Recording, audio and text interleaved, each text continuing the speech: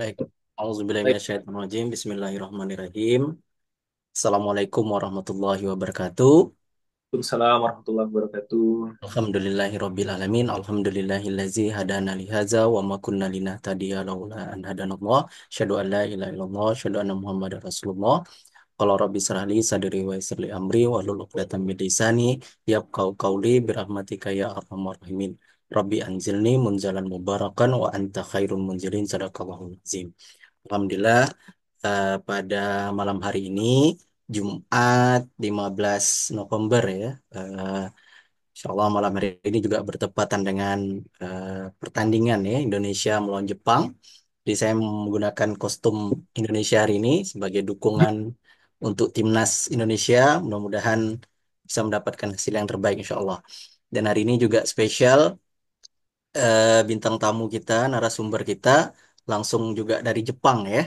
Nah, jadi ini pas pertandingan Indonesia-Jepang kita buat forum kumpul ya, kumpul keluarga Masita. Mudah-mudahan ini juga apa bisa bisa nanti apa eh, mudah-mudahan ini bisa jadi doa juga kita ya untuk timnas kita insya Allah. Alhamdulillah juga hadir Pak Bangun dari Masjid Khairul Ummah ya, Masya Allah. Bro, Eh, Solo. Pak Bangun mungkin nobar juga nih masjid ini. Ini kayaknya hampir semua masjid nih nobar nih biasanya. Eh Iya, ini Mas Arif, Pak Bangun nggak iya, nobar ya. Jadi, nobar, nobar. jadi kita pas buat acara, masjid-masjid lagi nobar. Tapi nggak apa-apa, Insya Allah. Mudah-mudahan ini apa ikhtiar kita bersama. Mudah-mudahan ini kita bisa mensyiarkan ya. Tentang masjid-masjid yang ada di seluruh Indonesia dan juga bukan hanya di Indonesia tapi juga masjid dari keluarga orang-orang Indonesia yang apa tinggal di luar negeri insya Allah. Alhamdulillah, hari ini sudah ada Mas Arif, Mas Arif Junaidi. Eh, Mungkin nanti Mas Arif bisa mengenalkan diri juga secara singkat. Insya Allah ini kita juga rekam, record, nanti ini kita share di YouTube sehingga nanti bisa disaksikan oleh sahabat-sahabat masjid di seluruh Indonesia. Mas Arif ini seorang eh, apa ya, expatriat atau apa ya, mungkin di Jepang. Biasa. Ya kan yang sudah lama tinggal di Jepang, alhamdulillah tapi masih ingat bahasa Indonesia. Tapi mungkin anak-anaknya mungkin sudah fasih, sangat fasih ya berbahasa Jepang. Jadi mungkin sebelum nanti saya berikan ke Mas Arif, izin Iya, singkat saya pengen share juga terkait dengan keluarga masjid ini, Bapak Ibu, teman-teman semuanya yang memang diinisiasi eh, amanahnya oleh Kiai Lukman ya waktu itu meminta saya untuk mengumpulkan ya teman-teman dari masjid pilihan ya. Jadi ini memang sebenarnya masjid-masjid pilihan yang memang sudah sangat sibuk ya dengan aktivitas dan sebagainya, tapi perlu dikumpulkan menurut beliau waktu itu. Jadi dengan saya minta izin juga, Kiai, saya bilang saya Waalaikumsalam. harus ini nih fokus, saya bilang saya lanjut S3 kan waktu itu ya kan, nggak apa-apa, online saja dia bilang gitu ya, tapi ternyata nggak semudah yang dibayangkan juga ya teman-teman saya untuk membuat forum kumpul keluarga masjid ini. Jadi dengan kesibukan dan menyiapkan apa disertasi, jadi saya baru bisa melaksanakan ini apa bulan, kalau nggak salah bulan April atau apa ya, artinya itu baru terlaksana. Alhamdulillah kita bisa terlaksanakan bulan April dengan undangan beberapa masjid dan beliau juga mengundang masjid-masjid apa yang ada di Jepang. Ya memang beliau menyampaikan ini jadi kayak ruang dengar, ruang cerita, ruang diskusi, jadi keilmuan dan ruang bergerak lah intinya. Jadi akhirnya karena sebenarnya awalnya fokusnya ke Ayahman, jadwalnya akhirnya nggak klop gitu. Yang awalnya setiap bulan itu mintanya Ayahman, tapi nggak nggak pas terus gitu. eh Mas Arif. Nah, jadi iya. ya diskusi sama Ayahman, gimana kalau nanti ini dibuat kayak cerita aja untuk masjid-masjid yang ada seperti itu, sehingga apa nanti alhamdulillah ini Ayahman sepertinya juga sudah bergabung ini. Nah, jadi nggak mesti harus nunggu karena kalau nunggu Ayaman dengan jadwalnya apa sangat fleksibel dan beliau apa ada agenda-agenda yang mungkin tadi kita harus apa sesuaikan seperti itu. Tapi dengan eh, kemarin kita buat ya udah ini minta jadwalnya teman-teman saja. Nanti Ayahman yang akan menyesuaikan insya Allah. Mudah-mudahan nanti di setiap momen pertemuan ini nanti Ayahman akan bisa ikut seperti itu. Nah, harapannya juga teman-teman sahabat-sahabat lain juga bisa ikut insya Allah. Nah, ini momentumnya. Kemudian di keluarga masjid ini kita juga nanti bisa saling kenal. Harapannya juga nanti bisa saling mengunjungi ya. Jadi ini mudahan nanti kita bisa ke masjidnya Pak Bangun, kemudian Pak Bangun juga bisa ke masjidnya Yokohama ya kan? Siapa tahu nanti ya kan. Ya, Saya bisa berkunjung ke Insya Allah, Jepang, bisa Pak. Mohon doanya. mudah-mudahan insya Allah kita bisa saling mengunjungi nih, insya Allah. Kemudian bisa saling kolaborasi juga program dan mudah-mudahan ini juga bisa saling tolong menolong insya Allah. Nah jadi ini eh, di Yokohama ada proyek apa nanti kita bisa sosialisasikan di Khairul Ummah ada program apa ini bisa disosialisasikan dan juga sinergi dan kolaborasi. Kemudian memang ini hasil diskusi saya bersama Ayahman teman-teman semuanya dan memang ini belum masif ya disosialisasikan, tapi di Masjid Kapal Munjalan ini sudah dijalankan ya, artinya diterapkan ya. Yang selama ini kita memahami empat pilar itu Baitullah itu ada di pilar, tapi Baitullah itu bukan pilar ya. Baitullah itu adalah masjidnya. Artinya Baitullah itu adalah atapnya atau apa ya kita menarasikannya itu ya bangunan utamanya seperti itu. Nah, untuk untuk apa menjalankan Baitullah atau masjid ini kita perlu mesin ya kan. Nah, kalau di ibarat pesawat itu ada mesinnya ya kan.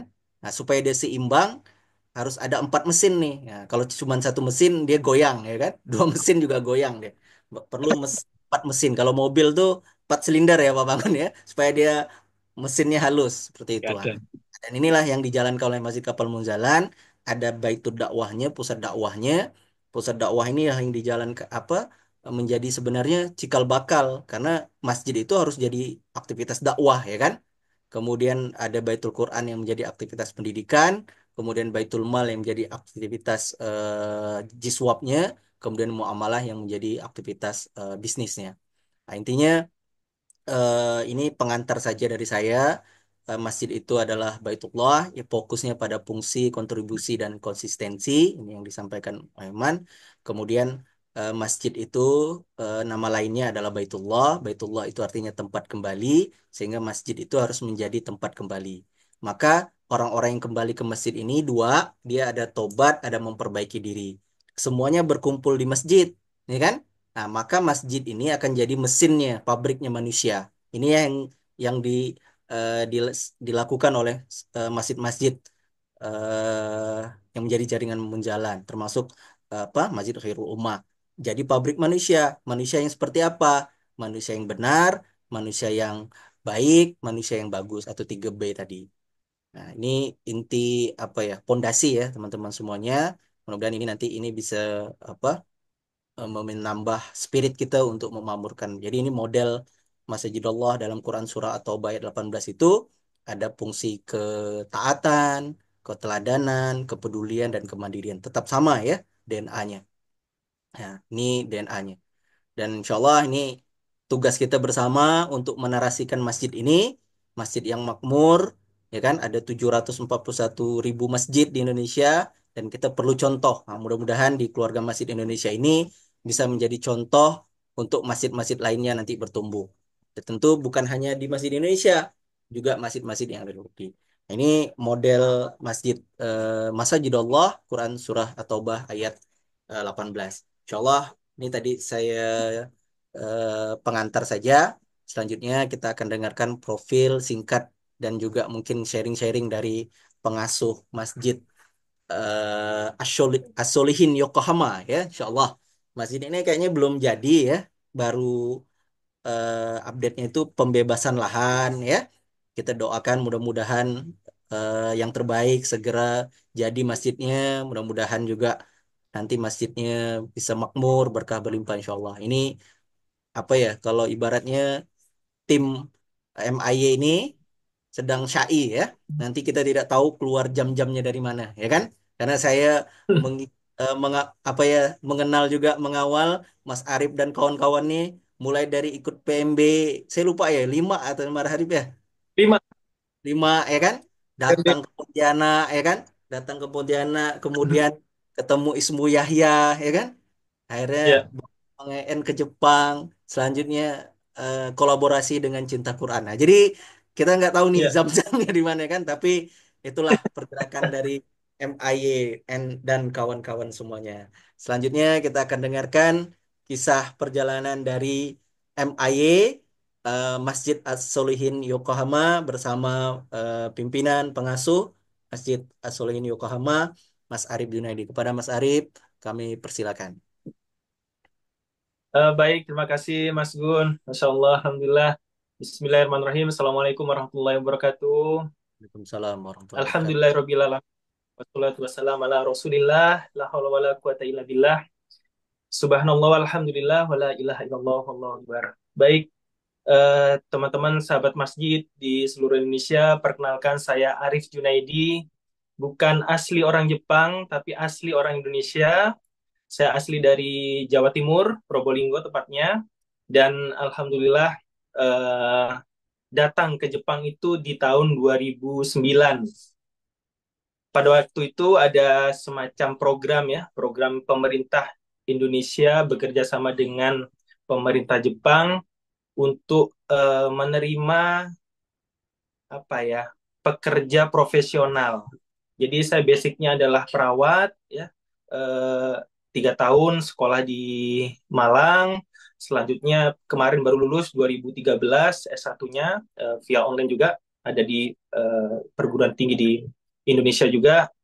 Nah, di Kobe itu sekitar 4 tahun dan baru 2014 saya tinggal di Yokohama, pindah sampai sekarang. Jadi sekali dan alhamdulillah dikaruniai 2 anak yang masih kecil.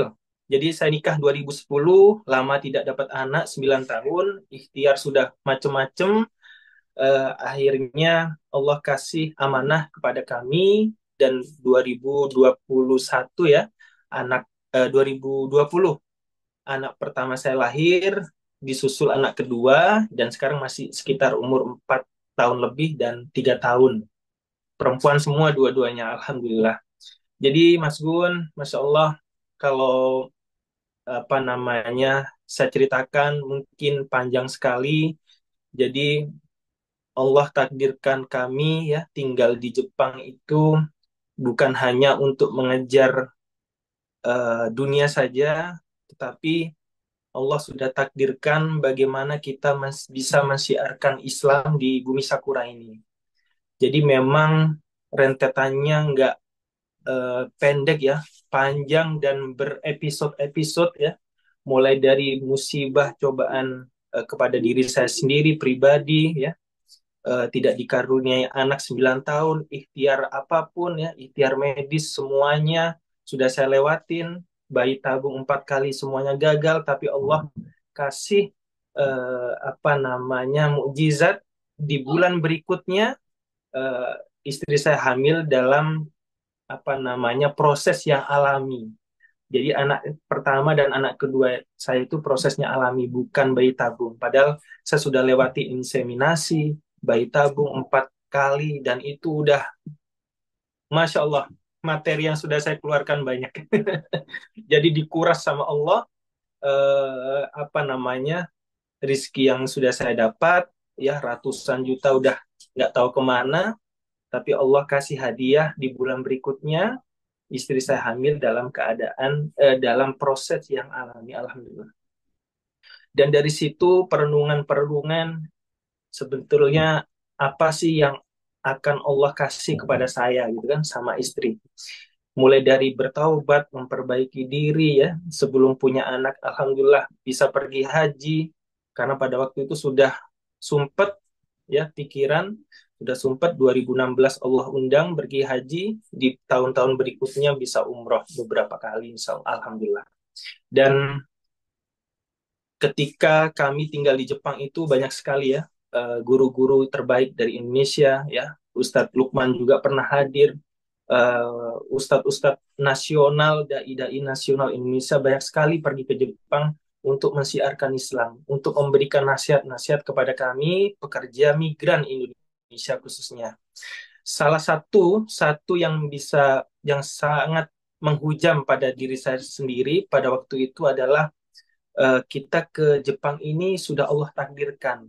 Berarti sudah Allah jalankan kita pergi ke sini. Kalau kita hanya mengejar pekerjaan, ya, tapi kita tidak membesarkan syiar Islam di Jepang, kok rasanya rugi banget. Dan yang paling mudah mensiarkan Islam di Jepang, salah satunya adalah membangun masjid. Itu yang pertama kali saya dengar sampai sekarang. Tapi dengan kekuatan apa namanya, saya pribadi melihat ya harga tanah, harga bangunan itu masya Allah luar biasa mahal. Jadi per meternya aja di Yokohama itu bisa 20 jutaan. Ya hampir sama seperti harga tanah di Bintaro lah. Kalau mendengar cerita-cerita dari teman-teman yang memang berasal dari Jakarta, Bintaro gitu ya. Terus bagaimana cara mengumpulkan, bagaimana cara mengumpulkan uang sebanyak itu, bagaimana cara membangun masjidnya. Itu masih di luar kemampuan kita pada waktu itu.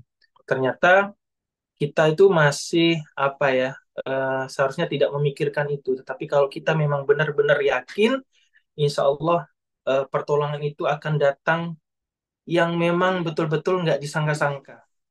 Jadi kami dulu itu membuat sebuah komunitas Mas Kun ya dan sahabat masjid yang lainnya.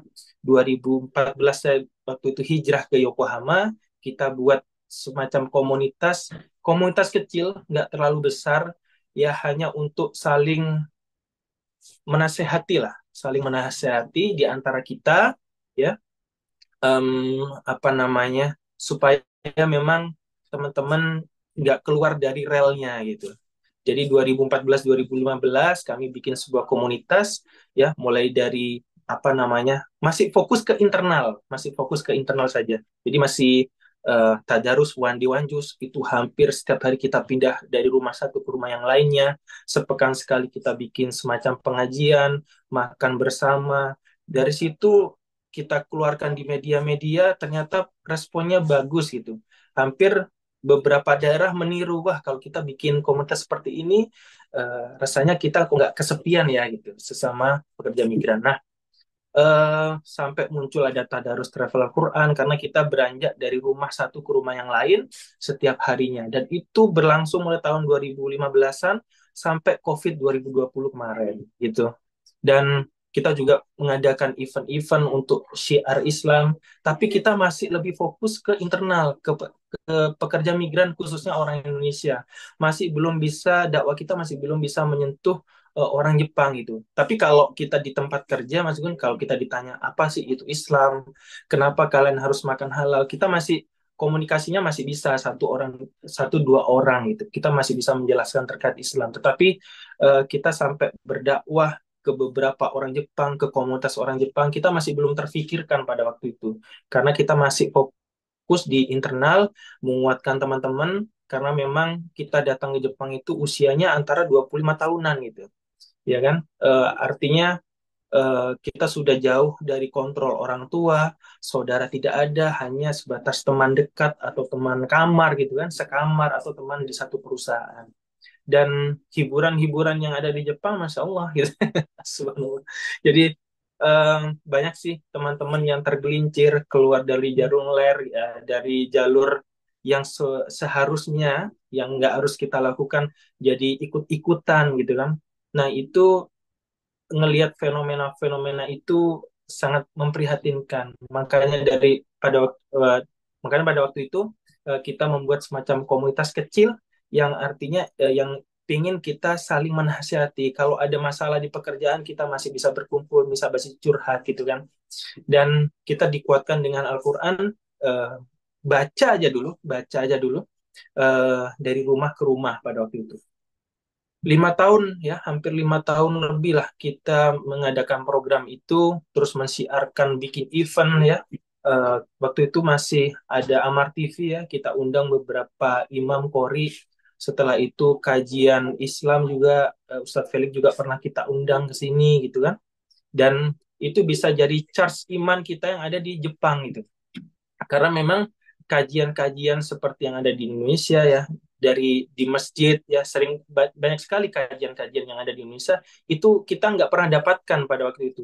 Udah masjidnya sedikit, terus yang bikin kajian-kajian seperti yang ada di Indonesia itu ya minim sekali gitu. Akhirnya kita setiap tahun satu sampai dua kali kita mengadakan event besar gitu. Nah, baru corona kita putus semuanya. Kita nggak boleh apa namanya berkumpul, kontak dengan orang yang tidak dikenal. Bahkan dari perusahaan kita dilarang untuk pergi ke masjid sholat Jumat gitu. Akhirnya saya berpikir kalau ini terus-terusan seperti ini, bagaimana gitu. Terus sampai berpikiran kalau kita punya masjid sendiri enak kali ya gitu ya. Jadi nggak harus pergi ke masjid apa namanya yang di situ memang multiple country itu masjid itu. Jadi kan kita pekerja kesehatan ya, jasa kesehatan. Jadi kalau nanti kontak dengan orang yang tidak dikenal, setelah itu kita membawa virus pada waktu itu corona, terus kita bawa ke tempat kerja, sedangkan yang kita rawat adalah nenek-nenek, kakek-kakek yang imunitasnya lemah gitu kan. Akhirnya nanti menyebar virus dan sebagainya. Makanya pada waktu itu kita dilarang pergi ke masjid Mas Gun. Nah, dari situ kita berpikiran, yuk, bismillah, meskipun corona, yuk kita mulai pingin bangun masjid gitu. Jadi, cita-cita beberapa tahun yang lalu itu mulai terpikirkan lagi gitu. Hanya kita membuat sebuah komunitas pengurus masjid ya. Cuman pada waktu itu kita masih belum tahu masjid kita ini mau dibawa kemana, visi misinya apa, bagaimana sih cara memakmurkan masjid. Nah, di saat itu Allah kirimkan kayak masuk aja di story atau di apa gitu ya. Muncullah kemarin tuh PMB gitu. PMB ini apa? Kan kemarin sistemnya marketingnya bagus ya PMB itu.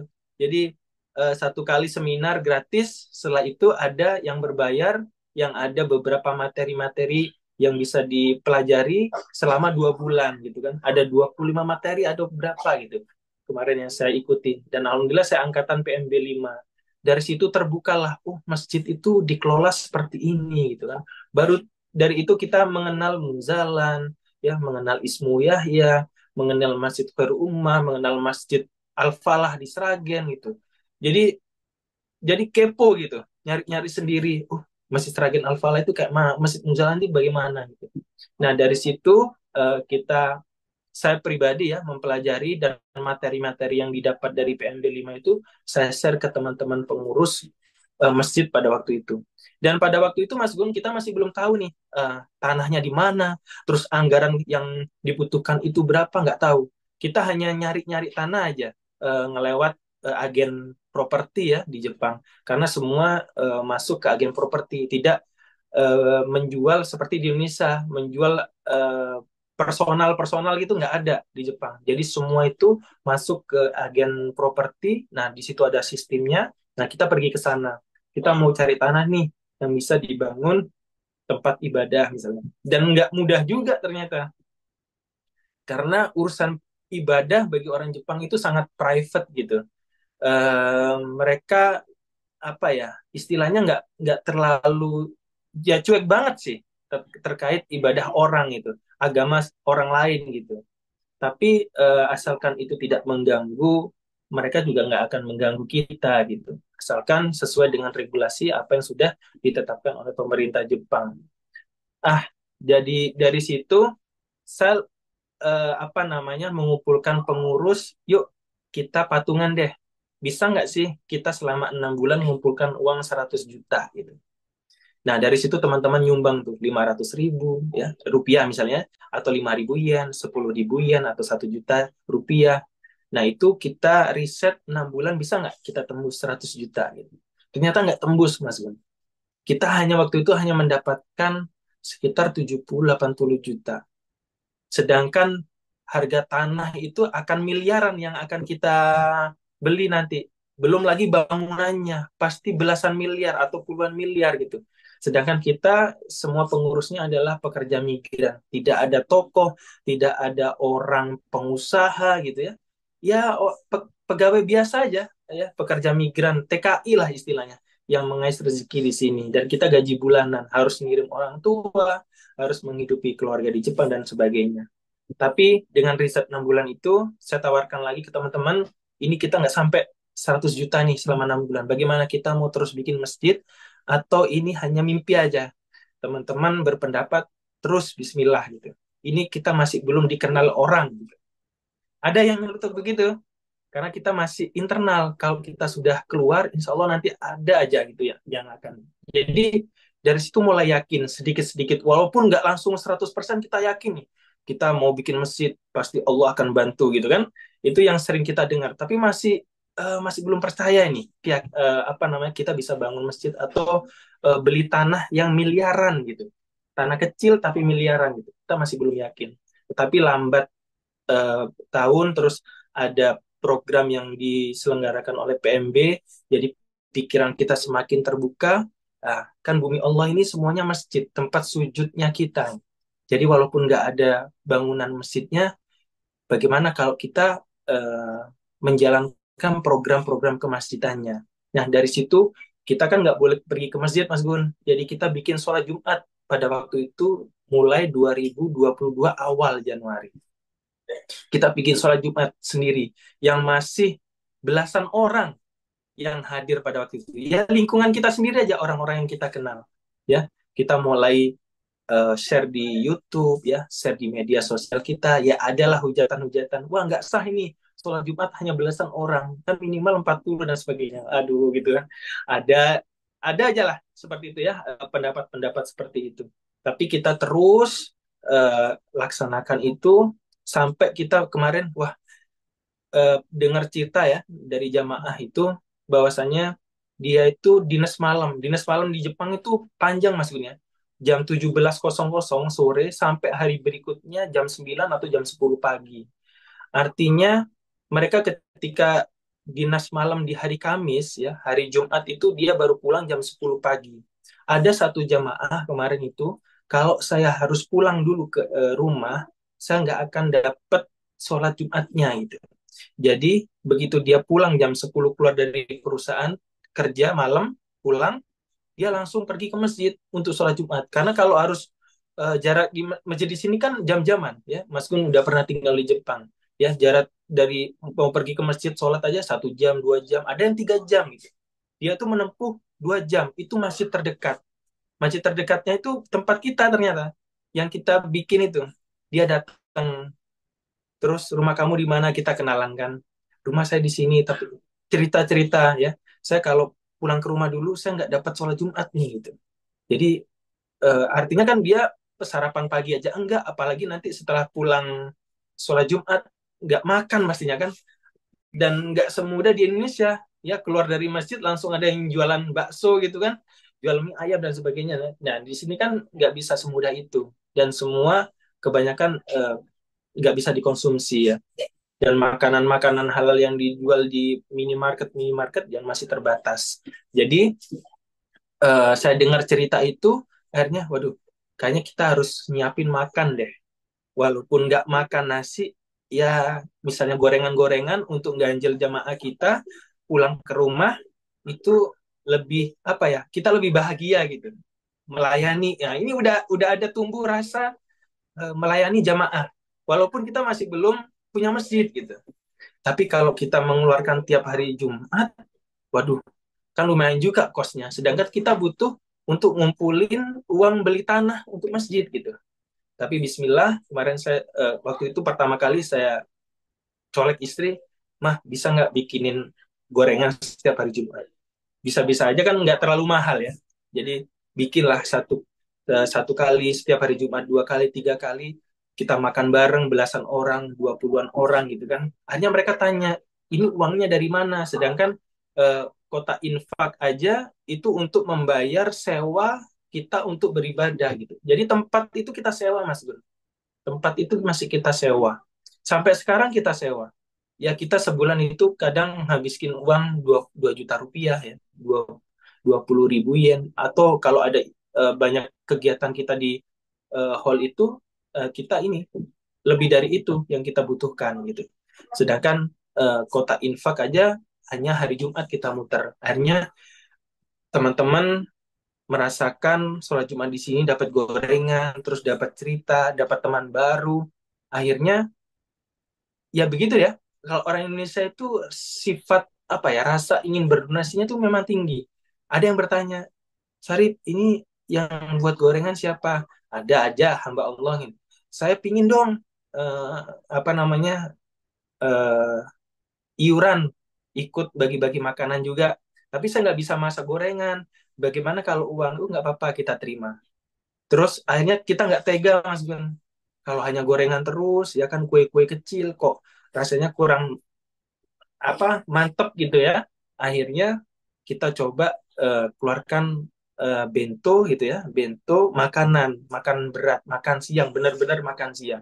Kalau di sini kan makan siang satu porsi itu antara 800 yen sampai 1000 yen, 80.000 sampai 1000 yen. Itu satu bento gitu. Tapi kalau masak sendiri bisa sih lebih hemat gitu ya.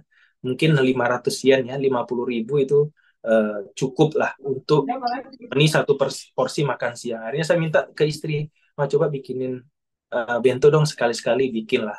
Sampai mereka itu makan tiap Jumat kok, tapi nggak pernah ikut berkontribusi. Akhirnya ada yang nanya, ini deh Jumat depan saya deh, terus Jumat berikutnya saya deh gitu kan.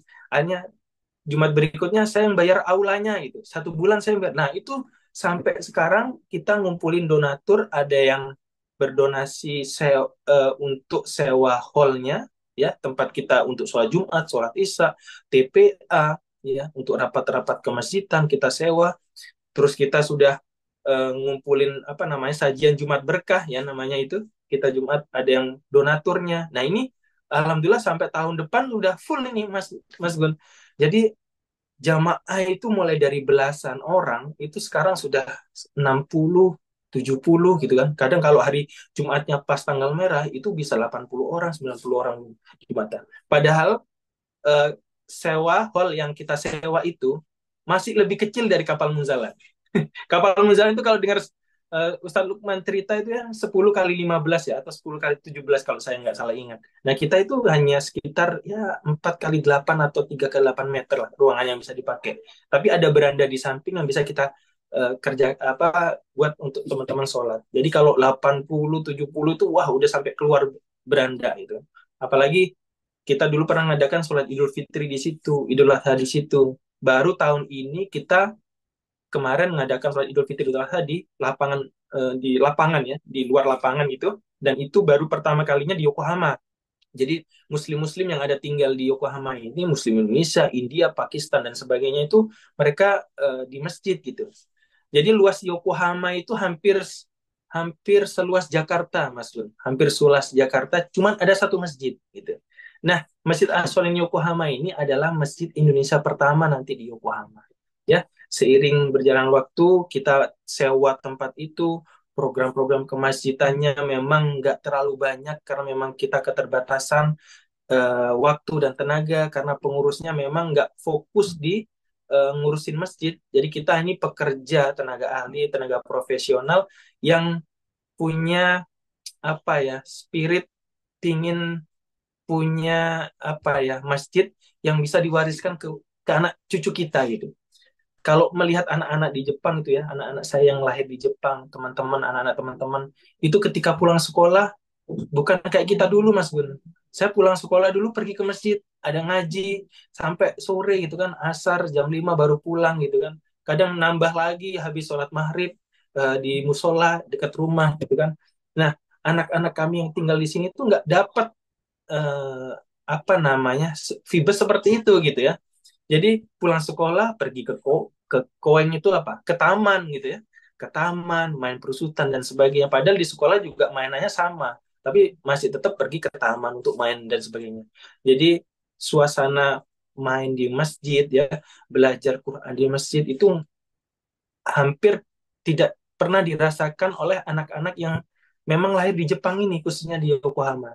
Nah, dengan semangat itulah apa sih yang bisa kita wariskan, apa sih yang bisa kita buat jejak sejarah di Yokohama ini, ya salah satunya bangun masjid gitu. Nah, itu yang menjadi dasar kita semangat pada waktu itu. Alhamdulillah ya, saya pergi ke Muzalan melihat, oh iya bener ya, Muzalan hanya segini tapi manfaatnya bisa seluruh Indonesia. Apa sih apa namanya rahasianya ya? Saya tanya-tanya ke Mas Gun, dengar kajian Ustadz Lukman, dengar juga kajian-kajian pengurus masjid seperti Masjid Sragen Al-Falah, Masjid Khairul Ummah yang saya juga lihat di Facebook ya, bagi-bagi sayur gitu kan, sayur gratis, Masya Allah. Nah, dari situlah semangat itu muncul sampai sekarang, walaupun apa yang dikerjakan masjid-masjid di Indonesia nggak semuanya bisa kita terapkan di Jepang. Jadi di Jepang ini ada regulasi-regulasi, harus ada izin dan sebagainya, ya. Memberikan makan ke publik itu juga harus izin ke apa namanya semacam Hokenjo ya. Hokenjo itu semacam departemen kesehatan atau dinas kesehatan setempat. Apakah benar-benar makanan ini aman gitu ya, aman terhadap lingkungan, aman terhadap orang yang mengkonsumsi dan sebagainya. Jadi kalau kita bikin event makan-makan kemarin sholat Idul Fitri ada bazar, itu prosesnya masalah 1 bulan 2 bulan kita pergi bolak-balik ke dinas kesehatan. Kita mau bikin bazar menu masakan Indonesia, apa saja bumbunya, bagaimana cara masaknya. Tidak boleh masak dari rumah dibawa ke bazar, tetapi harus dimasak di tempat. Nah, itu mereka ketat banget ya. Nggak seperti di Indonesia mungkin ya udahlah masak-masak aja ya. Masak rumahan lalu dikonsumsi oleh banyak orang. Nah, itu asalkan tidak ada korban ya, misalnya bersih dan sebagainya, nggak ada penyakit ya aman-aman aja. Tapi di Jepang harus melalui proses-proses itu gitu. Bikin event pun kemarin sholat Idul Fitri kita nembusin ke pemerintah setempat. Ya kita izin menggunakan fasilitas umum ya, taman itu dapat izinnya, aktivitasnya seperti apa. Nah, terus menggunakan api apa enggak kan kemarin bazar harus masak di situ menggunakan api, artinya kita harus lapor ke rescue gitu kan. Dari rescue nanti ada nasihat, kamu harus siapin APAR gitu ya, alat pemadam kebakaran dan sebagainya. Itu waduh. Em, Sebetulnya apa sih gak ada waktu ya Mas Gun ya sebetulnya ngurusin sampai sedetail itu, tapi kita terus semangat menginspirasi, dan alhamdulillah impact-nya itu betul-betul kita rasakan itu.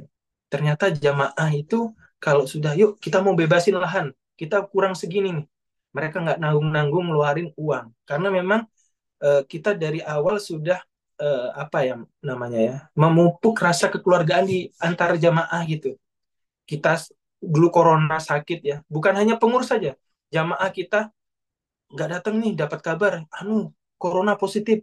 Kita beliin beras ya kan, beliin buah, beliin makan apa, bikin masakan jadi kita kirim. Jadi selama ini eh, mereka belum dapatkan seperti itu tuh, apa namanya, dilayanin seperti itu dari masjid itu nggak ada. Jadi ada seperti itu mereka makin apa ya, makin berkontribusi lah. Kalau kita butuh sesuatu itu mereka makin kontribusi. Dulu Mas Gun, ketika kami ingin yuk kita mau bebaskan lahan, butuh sekian, mau bangun masjid. Saya itu sampai ingat sampai sekarang itu ada yang bilang nyeletuk itu. Siapa nanti yang ngurus masjidnya? Uangnya dari mana? Miliaran, bukan ratusan juta. Itu baru tanah, belum nanti bangunnya. Siapa yang mau ngurus bangunnya? Siapa yang mau eh, apa namanya ngumpulin uang sebanyak itu gitu? Bukan 1 miliar, 2 miliar, tapi puluhan miliar loh gitu. Saya sampai ingat sampai sekarang itu saya nggak pernah menjawab apa yang apa ya eh ya cemoohan-cemoohan ya, merendahkan seperti itu. Saya diem aja. Saya dapatkan jawabannya itu ketika saya ikut PMB. Ustadz Lukman selalu menyampaikan, tenang mas, jawabannya itu Allah yang urus. Ya, wah iya, ini jawaban keren itu. Jadi saya ke teman-teman panitia saya kumpulkan. Kalau kita ditanya uangnya dari mana, terus ya, terus siapa nanti yang ngurus masjidnya, bilang aja mulai dari sekarang, yang ngurus nanti Allah. Pokoknya kita bikin program kemasjidan semua jalan, TPA jalan. siap-siap kita punya masjid. Dari situ sampai sekarang ketemu ke Ismu Yahya, Ustadz EM juga pernah ke sini, dikuatkan lagi sampai bertemu dengan Cinta Quran 2023, dan itu qadarullah, saya hanya DM Ustadz Fatih Karim pada waktu itu. Ustadz, Assalamualaikum, bagaimana kabarnya? Karena pada waktu corona itu kita pernah ikut kajian online gitu. Program dari Cinta Quran Foundation. Dan di 2023 itu sudah menurunkan corona dan Jepang sudah membuka untuk wisatawan. Nah, saya DM Fatih Karim. Saya sering pantau Ustadz-Ustadz itu. Waduh, proyek-proyeknya Ustadz ini ngeri-ngeri. Banyak kali ya. Masjid Munzalan aja banyak sekali proyeknya. Kapan ini kelar gitu kan. Jadi masih segan tuh menawarkan apa namanya proyek kita yang ada di Jepang gitu. Eh, Akhirnya kita DM Ustadz Fatih Karim, langsung dibalas pada waktu itu langsung. Ya Mas, Alhamdulillah baik. Bagaimana kabarnya teman-teman di Jepang? Saya itu September itu ada kepingin ke Jepang gitu. Saya udah lama ini karena ini Alhamdulillah Jepang udah dibuka gitu. Cuman saya lupa saya punya teman-teman di Jepang itu siapa ya gitu. Lah kok antum tiba-tiba masuk gitu. Sibuk apa Mas sekarang di sana teman-teman di Yokohama? Wah, ketika ditanya sibuk apa itu, saya langsung gemeter gitu kan. Waduh, ngomong apa ya gitu. Hanya kita jelaskan Ustaz, kita mau bikin masjid Ustaz gitu. Cuman kita nggak tahu siapa yang akan membackup kita gitu. Karena kita memang pekerja-pekerja migran biasa dan kita sudah beberapa tahun ini menggalang hanya sampai di sekian, nggak sampai setengah M gitu. Hanya ratusan juta, 200-300 juta pada waktu itu. Itu padahal bertahun-tahun. Siap Mas, coba presentasikan ke kami akan lihat legalitasnya dan sebagainya. Udah Ustadz, udah legal. Kita udah bikin yayasan di Jepang. Kita juga bikin yayasan di Indonesia. Kita juga sudah punya rekening resmi di Indonesia. Kita juga punya rekening resmi juga di Jepang. Dan kita lagi nyari tanah. Ada beberapa calon tanah Ustadz. Siap presentasikan ke kami. Ya, kita presentasikan ke Ustadz Fatih Karim pada waktu itu 1-2 kali. Alhamdulillah, Ustadz Fatih Karim langsung menguatkan. Bismillah Mas, dengan izin Allah saya akan meletakkan batu pertama masjid antum semua di sana. Wah, dari situ antara percaya nggak percaya Mas Gun. Karena ya begitu ya, namanya manusia, tapi dengan keseriusan dari tim dari Cinta Quran, kapan saya bisa lihat tanahnya? Nah, akhirnya Ustadz Fatih Karim dan timnya datang ke Jepang. Nah, kita ada tanahnya. Ini Ustadz, ini kita masih belum DP gitu. Karena gini Mas Gun, kalau kita DP pada waktu itu, maka 3 bulan setelahnya harus lunas, harus sudah terbeli. Maksimal 3 bulan. Jadi transaksi-transaksi di Jepang ini, agen properti itu, jadi harus lunas dulu 3 bulan atau 6 bulan paling lama. Kalau enggak, ya karena kan kita nggak mau pakai bank. Kita beli tanah kemarin itu kaget mereka, ini mau dibayar cash gitu. Dalam waktu 3 bulan, 7 miliar gini. Karena jarang sekali dengan harga 7 miliar pun di Jepang itu beli properti itu ya ini apa namanya melalui bank gitu. Enggak, kita nggak pakai bank, kita mau cash. Kita mau DP sekian, nanti 3 bulan sebelum waktu 3 bulan selesai kita bisa lunasi. Mereka kaget agen propertinya. Oh oke gitu. Mereka antara nggak percaya, tapi kita mencoba membangun kepercayaan kepada mereka karena lembaga kita lembaga baru ya, tidak menjual barang dan jasa, lembaga ya sosial lah, kemanusiaan gitu. Yang kita andalkan adalah wakaf sama infak dari teman-teman muslim gitu. Alhamdulillah support dari Cinta Quran, platform-platformnya yang dikenalkan Ustadz Lukman pada waktu saya pergi ke Munzalan pada waktu itu, coba Mas pakai buka akun amal soleh gitu. Nah, dari situ Cinta Quran juga buka akun, Alhamdulillah belasan miliar kita dapat di situ, dan hanya pada waktu 2 bulan kita sudah membebaskan lahan. Dan lahan itu kita beli di Desember 2023 kemarin dengan luas 400 meter persegi dan bisa dibangun nanti 3 lantai seluas 650 meter persegi. Jadi saya dari awal membuat lembaga yayasan, pingin bangun bersama teman-teman itu, kita nggak pingin beli bangunan lalu kita jadikan masjid, Mas Gun. Tapi kita memang pingin betul-betul bangun dari awal. Kita cari tanahnya, kita bikin desain masjidnya, karena kita nggak hanya bangun masjid aja gitu, tapi di situ ada Islamic Center, ada Mu'alaf Centernya, ada khusus ruang TPA-nya gitu ya. Ada tempat untuk mengenalkan Islam kepada warga Jepang di sekitarnya, ya kan. Ada kamar marbotnya nanti, dan ada kamar untuk tamunya. Nah, kita sudah setting seperti itu, jadi kita nggak bisa beli bangunan lalu dijadikan masjid. Ya kalau cocok pas yang sesuai kita inginkan nggak apa-apa, tapi kan nggak semudah itu cari bangunan terus dijadikan masjid gitu. Dan nanti proses izinnya apakah kita setelah membeli bangunan itu dijadikan masjid bisa atau enggak. Nah, itu akan lebih rumit lagi. Jadi kita lebih mati-matian berjuang dari nol nyari lahan tanahnya sampai bangun masjidnya. Nah, ini alhamdulillah 2024 ya, tahun ini kita fokus ke funding untuk bangun masjidnya. Jadi tanah kemarin yang kita beli itu 7 miliar dalam waktu 2 bulan, dibantu oleh seluruh jamaah Indonesia. Karena kita mentok, Mas Gun, kemarin. Kita mentok funding di Jepang ini kita mentok. Kita hanya dapat sekitar 2 miliar, 3 miliar. Dan alhamdulillah bantuan dari teman-teman seluruh Indonesia itu belasan miliar masuk ke kita, kita bisa membebaskan lahan masjid yang hanya seluas 400 meter itu. Jadi kalau dihitung-hitung ya 1 meternya 20 juta bener gitu ya. Nah, nanti bangunannya per meternya itu bisa 50 sampai 60 juta. Jadi kita butuh 40 miliar untuk membangun 3 lantai masjid yang seluas 650 meter persegi.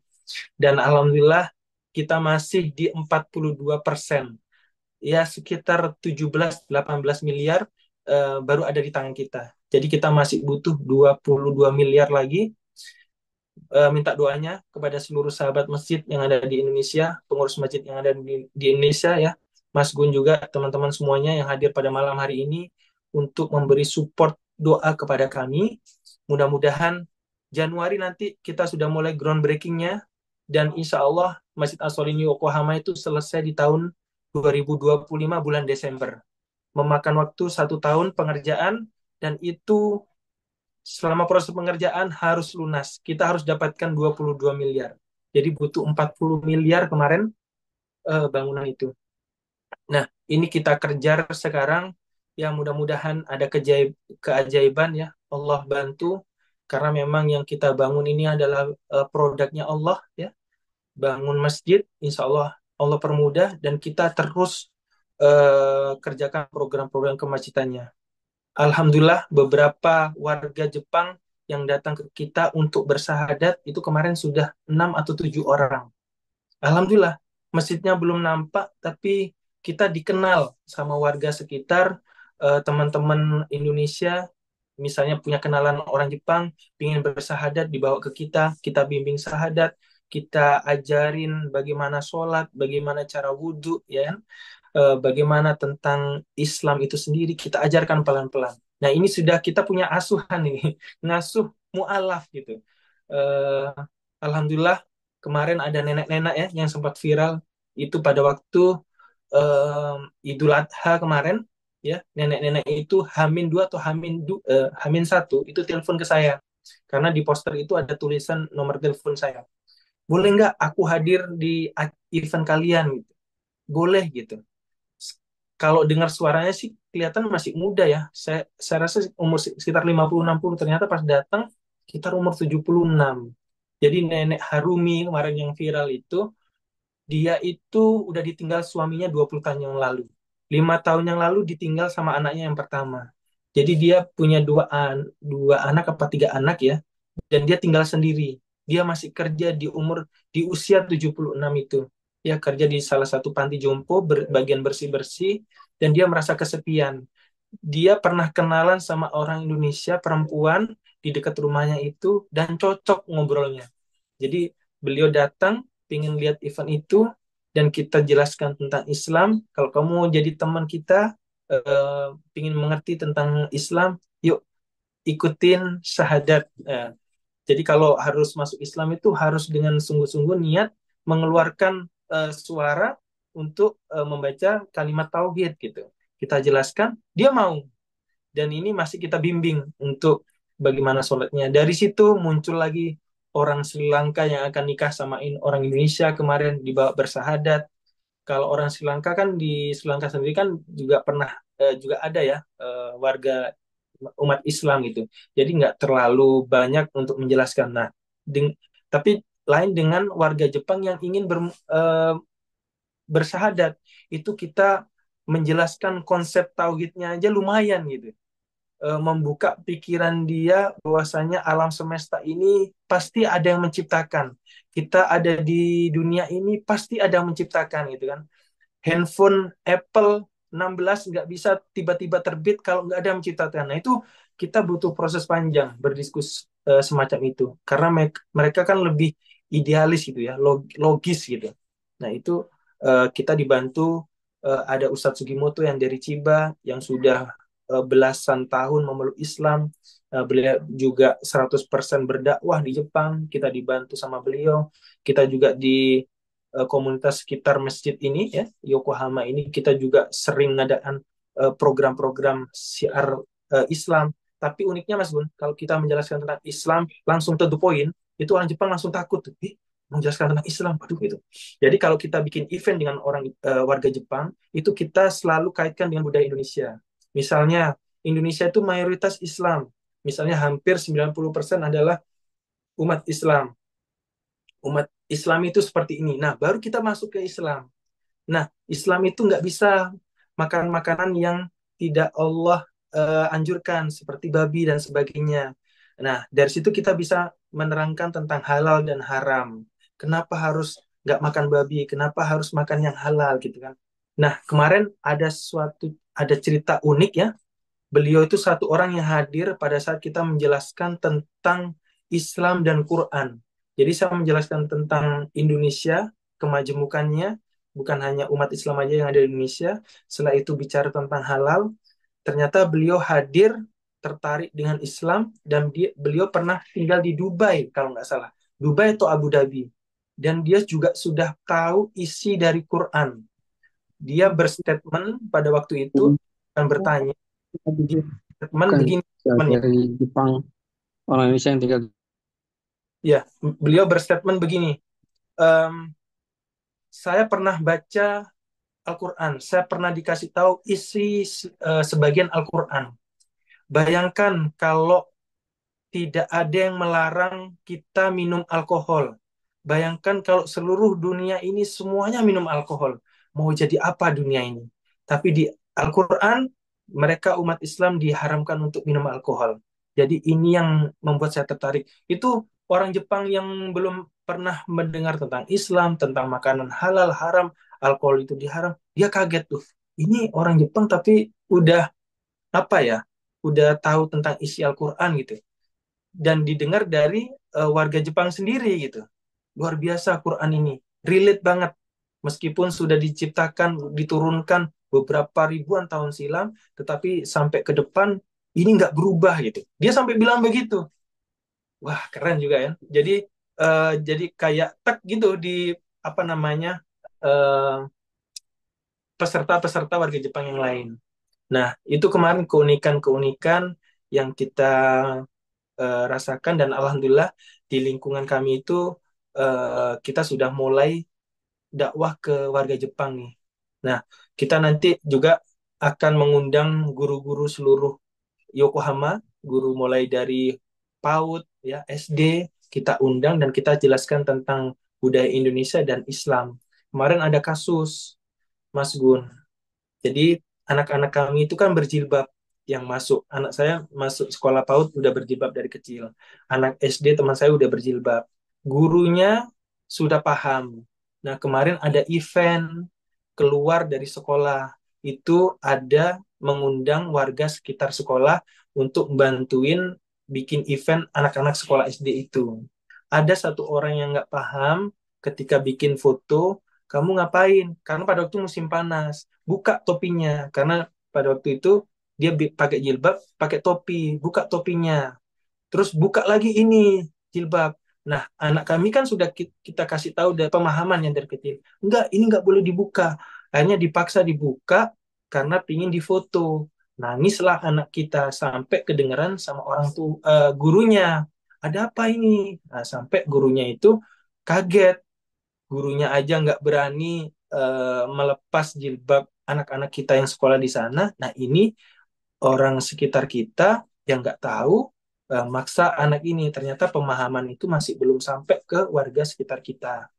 Nah, itu Mas Gun, sampai apa namanya, guru sekolah itu sampai berulang kali telepon ke orang tua teman saya itu minta maaf, pengen ketemu langsung. Ini di luar kendali kita karena kita eventnya di luar.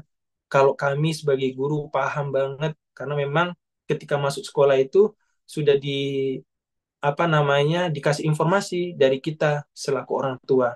Anak saya perempuan pakai jilbab, misalnya kalau olahraga ganti baju, nggak bisa bareng-bareng di satu ruangan, harus tempat ini. Nanti kalau ada waktu sholat zuhur, izin bisa. Nah, terus nanti kalau Ramadan ada puasa, nah anak saya nggak makan, nggak minum. Nah, itu dijelaskan pada waktu anak kita masuk ke sekolah. Dan alhamdulillah di sekolah yang ada di Yokohama ini semuanya sudah apa ya, nggak asing lah mendengar mendengar tentang terkait Islam dan sebagainya. Nah, warga di sekitarnya ini yang masih belum paham sampai ada kasus itu, kan mereka takut ya. Orang Jepang itu apa ya, majime majime itu disiplin banget. Kalau dari keluhan orang tua begini ya udah begitu, nggak mau mereka itu menyalahi gitu. Apa ya, konsekuen lah gitu, disiplin banget mereka tuh menjaga gitu. Akhirnya kan kemarin jadi masalah, itu di luar kendali. Ya kalau teman saya ya dimaafkan, ini memang di luar kendali kalau karena memang bukan gurunya yang suruh ngelepas jilbab anak-anak kami itu, tetapi warga di sekitar yang ikut membantu event itu dan kurang paham.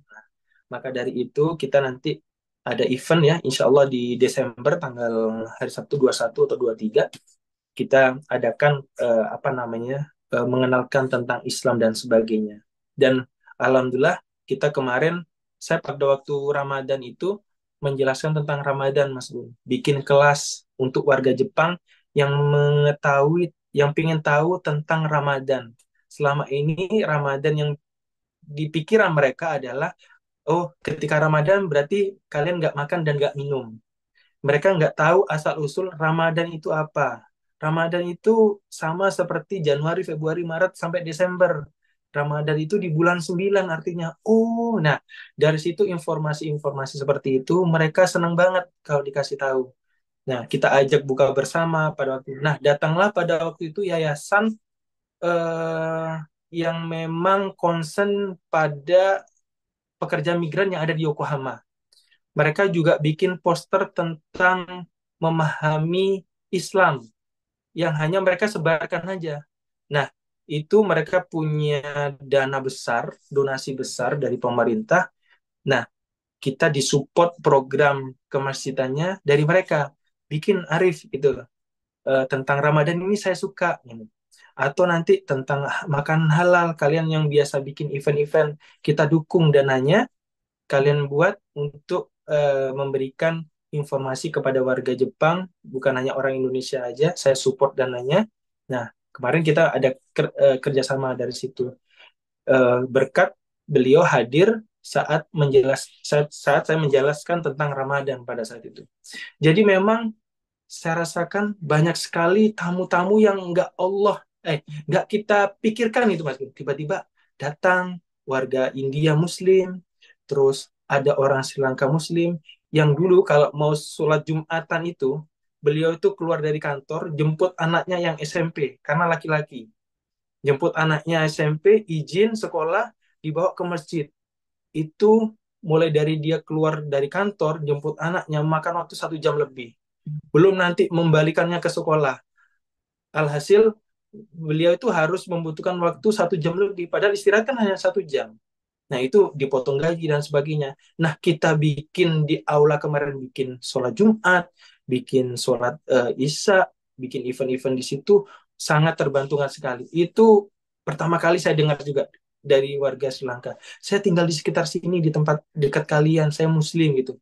Ada tempat ini untuk dijadikan apa namanya, ibadah sholat Jumat, saya terbantukan sekali. Dulu saya itu harus keluar izin ke kantor, dari kantor jemput anak saya, bawa ke masjid, terus balikan lagi sekolah, itu butuh waktu banyak. Nah, sekarang bapaknya udah sholat sendiri, bapaknya sholat di masjid yang dekat kantornya, anaknya karena dekat sama kita, anaknya udah izin, nggak dijemput sama orang tuanya, bisa langsung sholat Jumat. Nah itu em, apa ya? Bayangkan kalau kita nggak ada rencana bikin sholat Jumat di sini, pasti nggak pernah kita dengar peristiwa-peristiwa seperti ini gitu kan. Terus kalau kita nggak bikin sholat Jumat, nggak pernah kita dengar teman kita yang memang habis dinas malam, nggak pulang ke rumah dulu, tapi ngejar sholat Jumat, untuk menggugurkan sholat Jumat harus berjam-jam cari masjid gitu. Ya kan? Padahal kalau dinas malam itu panjang banget, kita istirahat hanya 1 jam 2 jam, ngantuk, lapar dan sebagainya. Tapi ada kita bikin masjid, apa sewa ya, bikin program kemasjidan, itu bisa dirasakan oleh teman-teman warga sekitar ini, masya Allah, alhamdulillah. Nah, begitu mungkin Mas Gun yang bisa saya informasikan. Program-program kemasjidannya ini masih bertumbuh ya. Ada tadi Mas Gun udah sebutkan Baitullah ya, Baitul Quran, Baitul Mal, Baitul apa namanya, muamalah dan sebagainya, itu tetap kami pegang, dan dari situ bisa jadi program-program, bisa kita bentuk departemen, bisa di bawah departemen ada nanti divisi-divisinya. Nah, itu sedang kita rapikan. Insya Allah ketika nanti masjidnya sudah jadi, kita sudah siap secara struktural ya, kita sudah siap secara SDM dan sebagainya.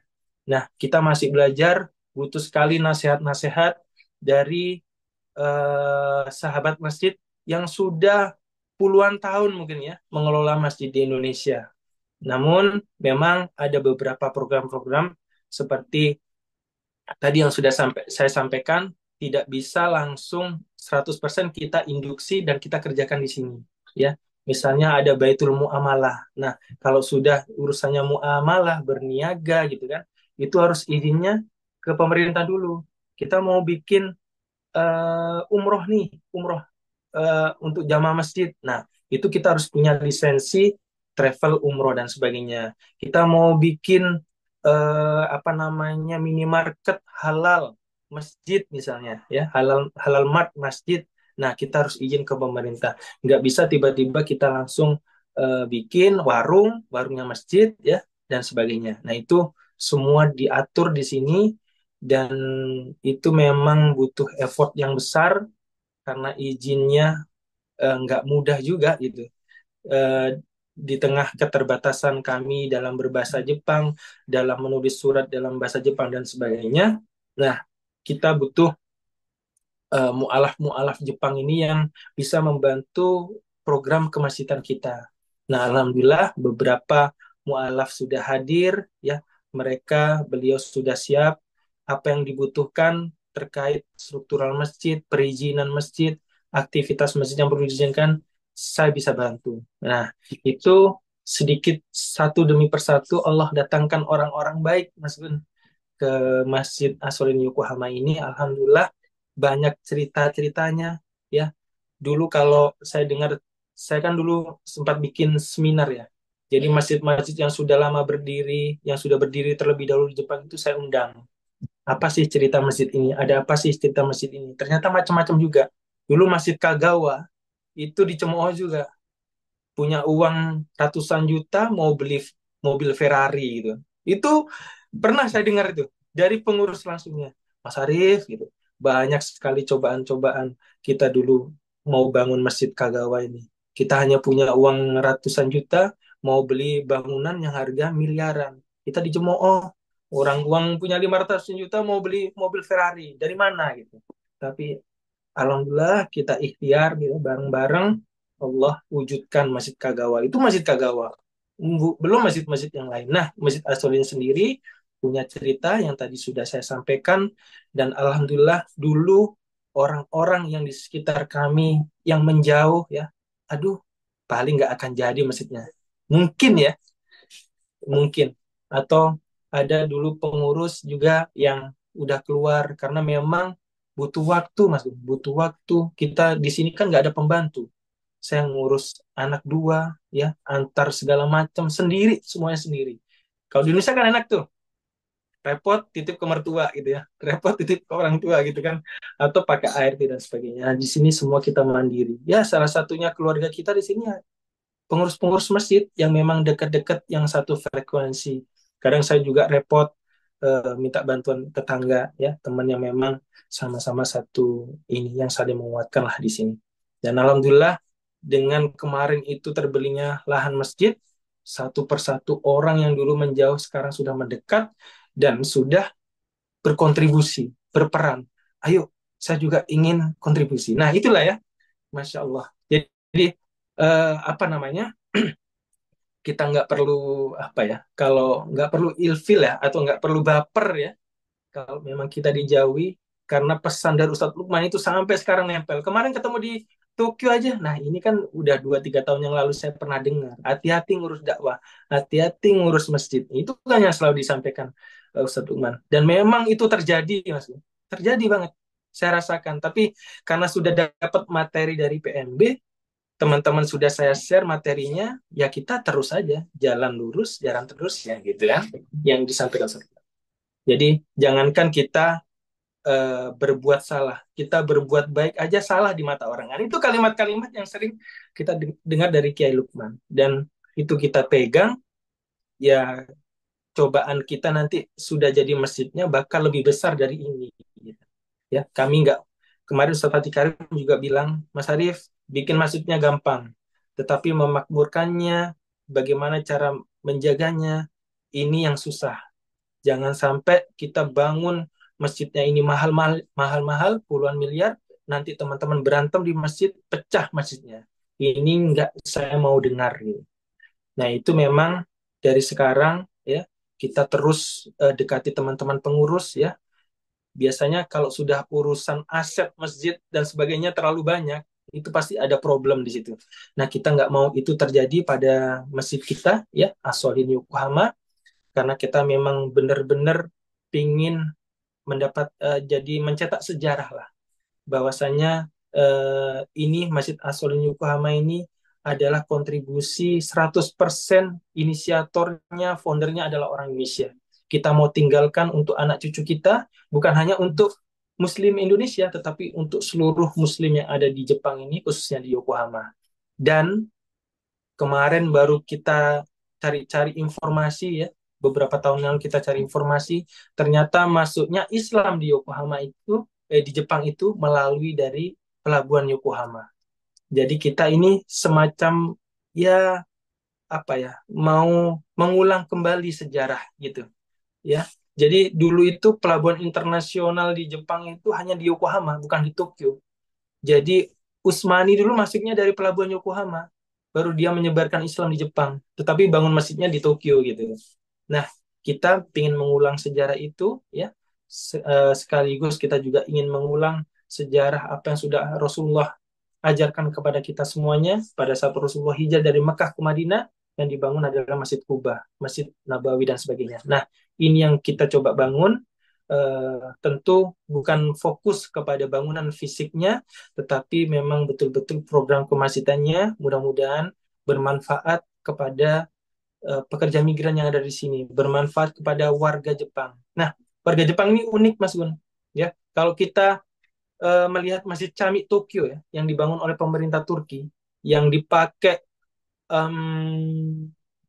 artis-artis Indonesia untuk akad nikah pada waktu beberapa tahun yang lalu, itu mereka setiap hari Sabtu Ahad itu membuka open masjid itu untuk warga seluruh Jepang yang ingin melihat keindahan masjid.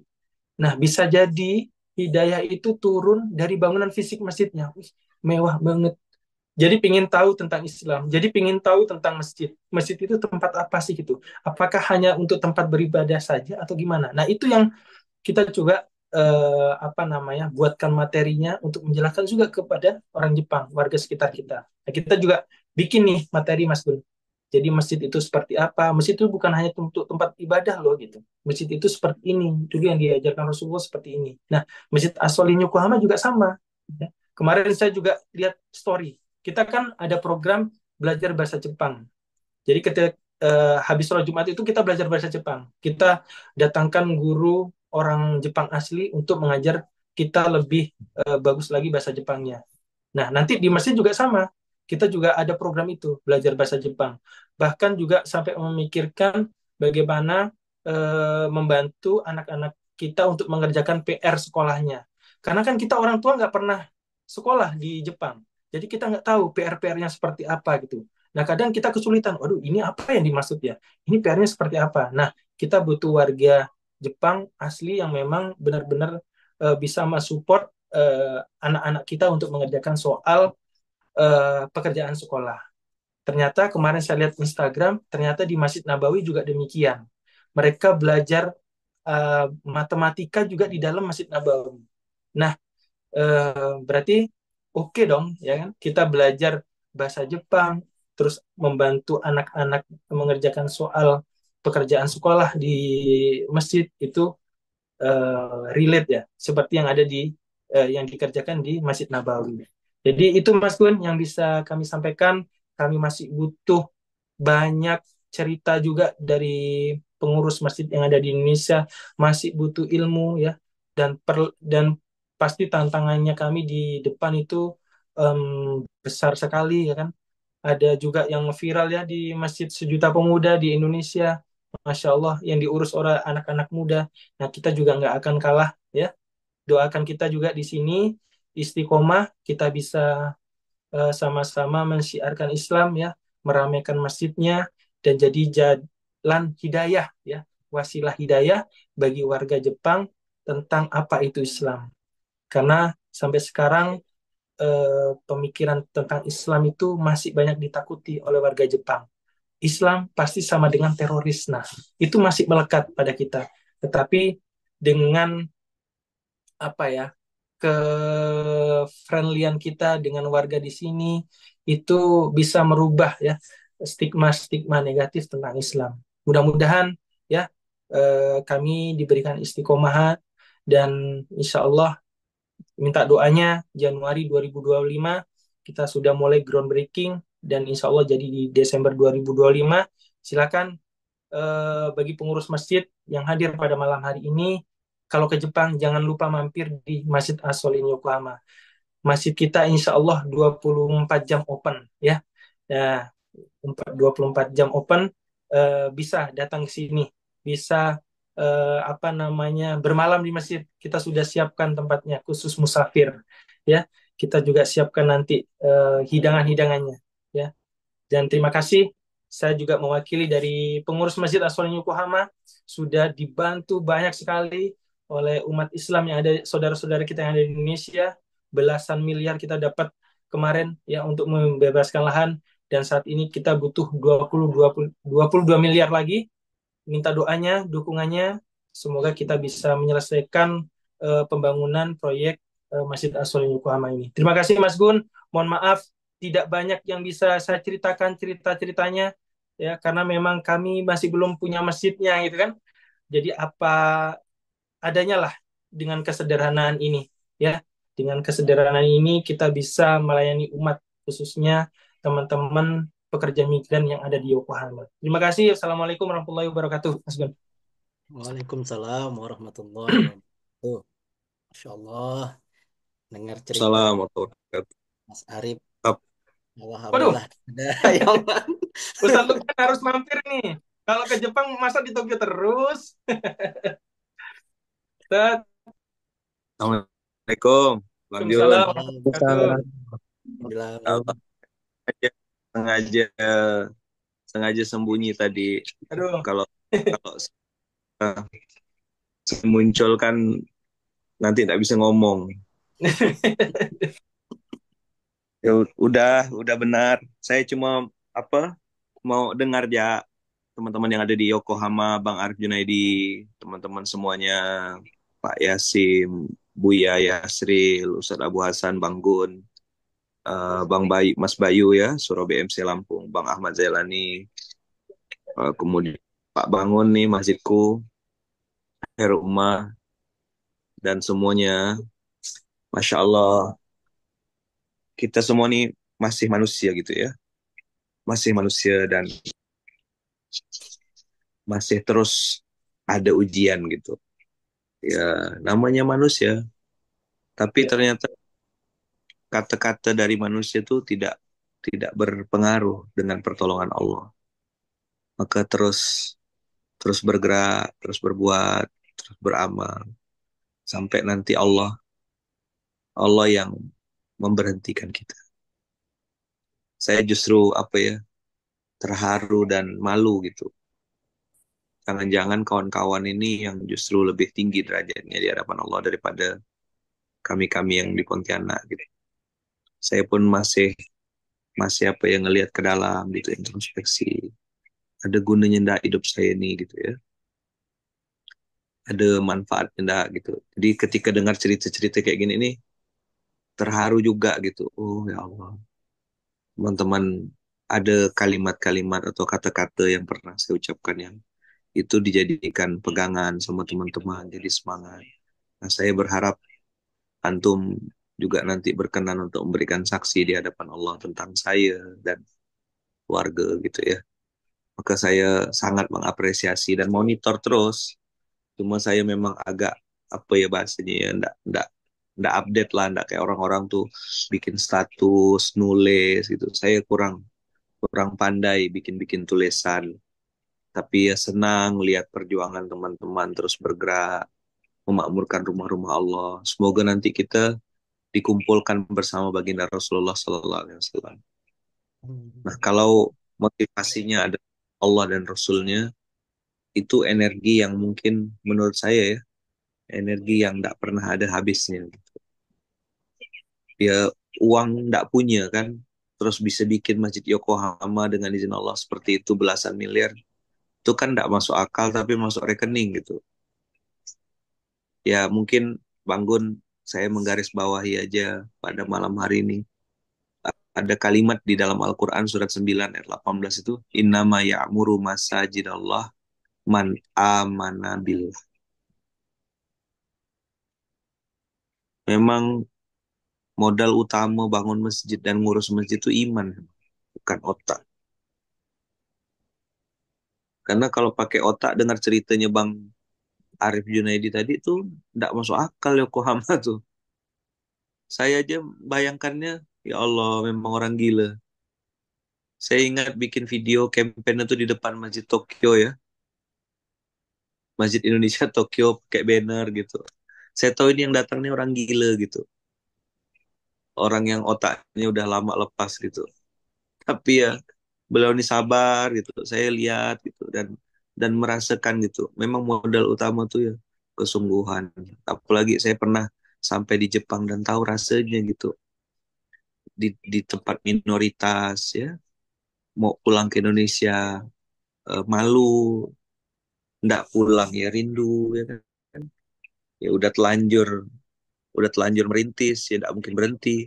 Apalagi kayak Bang Arif Junaidi kan istilahnya yang paling bertanggung jawab kalau dalam mahkamah tuh ya tersangka gitu loh gitu. Kalau antum mundur, ya udah yang lain langsung bubar. Benarlah apa yang difitnahkan orang selama ini kan. Nah, itu juga yang saya rasakan. Nah, itu juga yang mungkin dirasakan oleh Buya Yasril, dirasakan oleh Ustadz Bangun, ya kan Mas Pak Bangun, Bang Zailani. Kita yang sudah mulai tidak boleh mundur.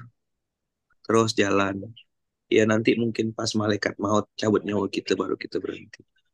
Intinya saya mendoakan antum-antum semuanya semoga terus dijaga Allah, dilindungi Allah, diberkahi Allah, dikasih semangat ya anak-anak muda, abang-abang tuh yang di Masjid As-Solihin Yokohama tetap semangat ya, istiqomah membersamai dakwah kita kita apa kumpulnya sama Rasulullah Sallallahu Alaihi Wasallam. Insya Allah Allah dan para malaikatnya menjadi saksi perjuangan antum-antum semuanya. Nah, kita saling mendoakan dan mudah-mudahan kita bisa saling bersaksi nanti di hadapan Allah gitu. Ya, jadi saya nih ya terharu plus malu gitu ya dengarkan cerita-cerita kawan-kawan ini, malu sama diri saya sendiri juga gitu kalau saya juga tidak berbuat, tidak bergerak.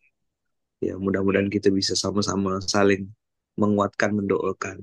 Memang fase-fase sekarang nih saya harusnya lebih banyak mendengar,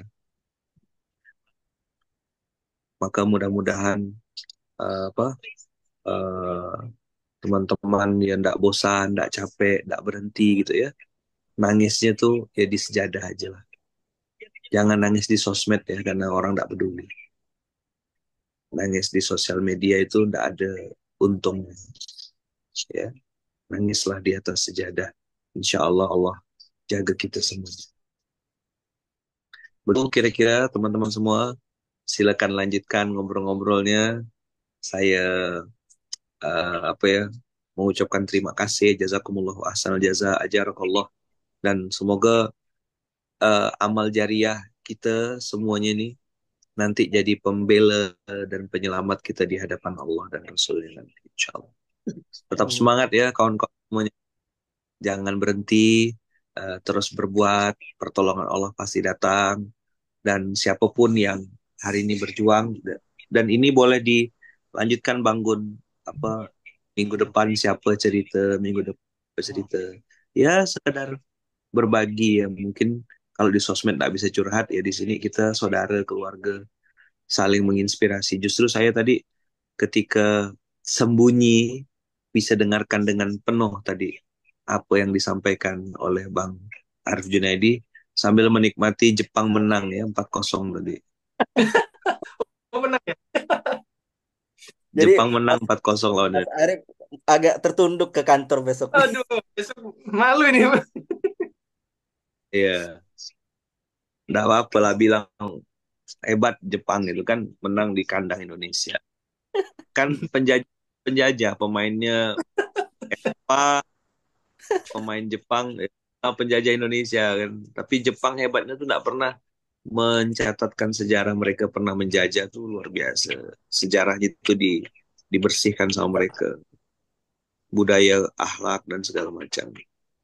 Ya, saya tunggu cerita-cerita dari masjid-masjid yang lain. Saya pengen dengarkan, pengen belajar, pengen dapat doa juga.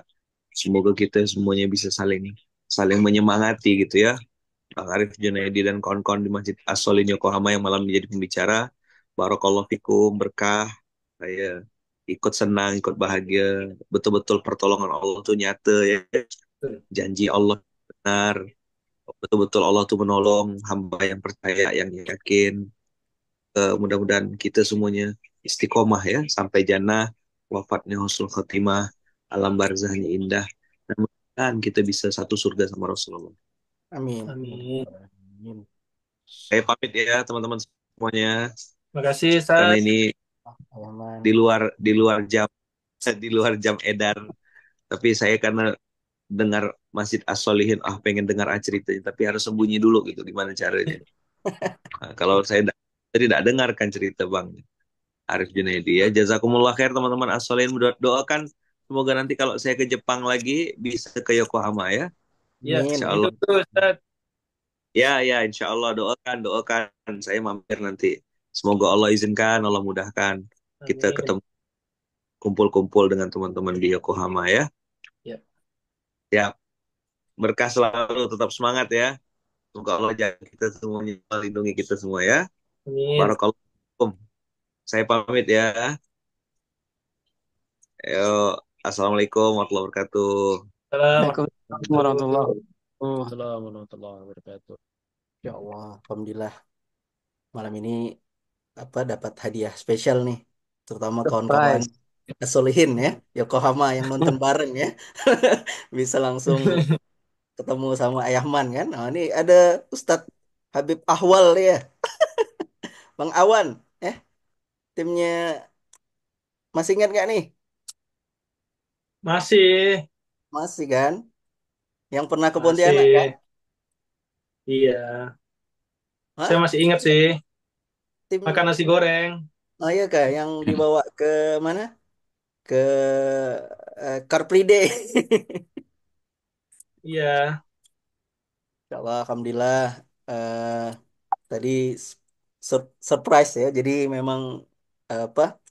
Memang kita buat ini apa? Ayahman minta untuk dibuat forum seperti ini 2 bulan ya. Apa minimal apa sebulan 2 kali ya. Kalau memang bisa sebulan apa seminggu sekali. Nanti kita lihat. Ini Insya Allah Jumat depan sudah ada jadwalnya. Nanti saya cek lagi. Alhamdulillah untuk November dan Desember ini kita sudah ada 4 masjid yang akan sharing Insya Allah. Termasuk masjid eh, yang di Jepang ya, Pak Dedi nanti insya Allah. Beliau kayaknya nggak hadir nih malam ini. Mas Arif mungkin kenal ya, Iya, Masjid kenal kenal. eh, Si daerah apa? Sujoka ya, kalau nggak salah. Suka, si Nah, Sujoka insya Allah. Sorry. Masya Allah, tadi ceritanya sangat inspiratif sekali Mas Arif. Waktunya sepertinya kurang sebenarnya. Karena memang kita siapkan 1 jam sebenarnya sampai jam 9 itu dengan diskusi atau tanya jawab ya atau sharing. Tapi karena apa ceritanya sangat mengalir dan membuat kita semuanya juga dapat apa ya inspirasi benar bahwa memang kalau lihat dengar ceritanya Mas Arif itu kayaknya nggak masuk akal gitu Mas Arif. 7 miliar, belasan miliar tuh dalam waktu 2 bulan tuh nggak masuk akal kayaknya. Kalau Iya, dipikirkan alhamdulillah. bisa stres itu. Saya nggak tahu nih kalau kalau seorang pengusaha mikirkan dana segitu, Mas Arif tuh mungkin nggak tidur, terus apa mukanya itu mungkin gelap, kurus, gitu ya. Tapi kok tambah bahagia gitu ya. Terus orang-orang di Masjid As-Solihin kok bahagia semua gitu ya. Tapi itulah ya, Amal karena soleh juga, memang Amal soleh juga mengakui Mas Gun kemarin funding terbesar itu di Masjid As-Solihin selama ini. itu Nomor satu. gimana tuh? Kalau dijelaskan tuh bagaimana? Jadi Saya juga benar nggak ya. tahu kenapa bisa Jadi benar nggak pakai otak ya, Mas Arif ya. Maksudnya benar-benar aduh, iman, iman baru kemudian strategi lah istilahnya ya. Tapi iman ya, keyakinan yang pertama tadi kasih kan. orang makan setiap Jumat itu mungkin doanya dari situ Nah, Mas Gun. jadi kan kalau pakai strategi marketing kan nggak boleh tuh. Ini uangnya harusnya untuk bangunan, tapi malah dipakai untuk ngasih makanan atau program Iya, ya kan. Jadi alhamdulillah makasih banyak Mas Arif inspirasinya mudah-mudahan ini apa menambah semangat kita, menambah semangat kita semua. Alhamdulillah juga hadir hari ini ya sahabat-sahabat masjid yang insya Allah menginspirasi juga. Ada Ustadz Abbas ya, Abu Hasan ya, salah satu wakil pengasuh yang ada di Masjid Kapal Mujalan. Sehat Ustadz, insya Allah. Ustadz Abu Hasan juga nanti Alhamdulillah. diminta untuk ini ya, jadi teman belajar ya Ustadz Abbas. Mungkin Insya Allah siap nanti ya, insya next Allah. pertemuan nanti bisa gantian nanti Ustadz Abbas bisa jadi teman belajar ya kan? Insya Allah dari Masjid Kapal Munzalan ini mendampingi teman-teman sahabat kita di seluruh Indonesia dan seluruh dunia Insya Allah. Ada Buya Yasril, sehat selalu Buya, Ya, yang amin, amin. Pak ini Banggun. kemudian Pak Ya, Bangun. Makasih banyak Pak Bangun doa-doanya setiap tahajudnya. Selamat. Ini juga jadi apa ya, semangat kita mudah-mudahan bisa bangun tahajud. Kasih doanya Pak Bangun. Ada Pak Haji Yasin. Wah, ini beliau dari Malaysia, dari Selangor. Ini mudah-mudahan sehat selalu Pak Haji Yasim. Mudah-mudahan nanti bisa sharing juga. Ada nih pengasuh Masjid Surau BMC ya, Mas Bayu. Sehat selalu Mas Bayu yang bergerak terus ya, Masya Allah. Karena diamanahkan untuk mengasuh masjid-masjid di Lampung ya. Tapi kayaknya nggak hanya Lampung nih, seluruh Indonesia kayaknya. Karena karena Lampung udah terpenuhi kayaknya ya. Jadi harus seluruh Indonesia. Ada Mas Jailani ya yang di pedalaman ya, Masya Allah. Tapi jadi inilah masjid yang borderless ya, teman-teman semuanya. Insya Allah, teman-teman mungkin ya. ini saya Berempat tutup kali. dulu. Nanti setelah ini kalau mau lanjut lagi diskusi, sharing boleh, tanya jawab. Insya Allah nanti mungkin di berikutnya kita bisa sharing-sharing lagi. Nggak tahu Mas Arif kalau memang masih ada waktu, boleh sharing-sharing atau mungkin nanti dari teman-teman ada ingin bertanya. Tapi ini insya Allah nanti kita akan upload. Mudah-mudahan ini apa informasi tentang cerita masjid ini ya, keluarga masjid ini tidak hanya di forum Zoom ini, tapi juga bisa menyebar jangkauannya keluar. Mudah-mudahan juga semakin banyak yang mensupport program-program yang ada di apa Masjid As-Suluhin dan tentunya juga di masjid Bapak Ibu semuanya. Dan insya Allah nanti minta izin juga Buya, Abu Hasan, Pak Khairul, Pak Bangun ya, nanti juga sharing Pak Bangun untuk berikutnya, insya Allah Mas Jelani, Mas Ismail Bayi juga. Izin karena ini kita memang batasi waktunya sampai pukul 9, jadi kita tutup dulu. Nanti setelah ini mau diskusi atau silaturahim, kami persilakan insya Allah. Makasih banyak semuanya. Kita tutup pertemuan kita dengan bersama-sama membaca hamdalah. Alhamdulillahirabbil alamin dan doa penutup majelis. Subhanakallahumma wa bihamdika asyhadu an la ilaha illa anta astaghfirullah. Mohon maaf atas segala kekhilafan dan kesalahan. Saya akhiri wabillahi taufiq wal hidayah. Assalamualaikum warahmatullahi wabarakatuh. Waalaikumsalam warahmatullahi wabarakatuh.